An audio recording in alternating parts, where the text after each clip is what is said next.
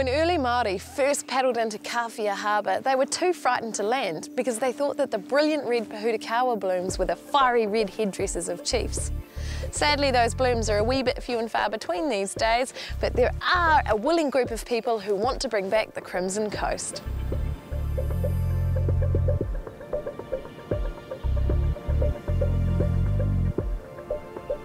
What had happened to the Pahutakawa around here? Well, we don't really know, but there's evidence that it was used. It was a very particularly hard wood, and there's evidence that it was used for a lot of fence posting in the area and probably boat building. We know from literature and Māori legends that actually Pahutakawa were prolific in this area, and in fact this whole ring of the whole harbour was probably swathed in crimson blooms in summertime. There's a history for us here, for Tainui people.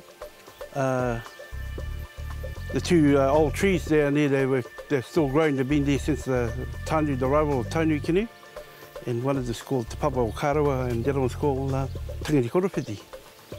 And that's the reason why it's important to all of us here.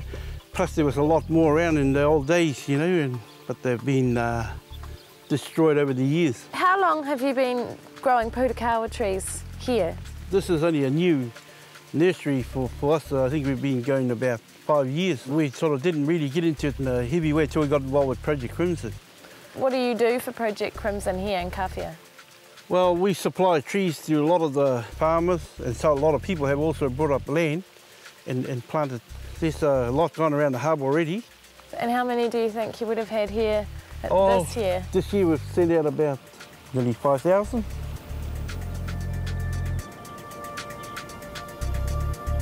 Why did you decide to start planting Pahutakawa babies? They're not part of your farm, are they? I just decided to fence the coast off myself, and then it just coincided with Project Crimson, Environment Waikato and all the others, and so they've helped me out. It's good.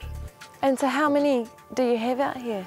300 this year and be 150 last year.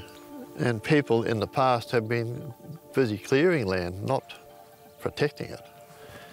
And now that pendulum's swinging a bit and people are starting to look after frontage. So with the help of our principal sponsor, Meridian Energy, we've been able to fund projects like this by collecting seed, propagating, supporting local nurseries to actually bring the trees back.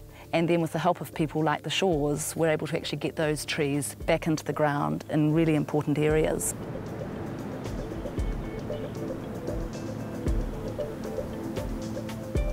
Around 20 years ago, researchers discovered that 90% of New Zealand's coastal Pahutakawa forest had disappeared.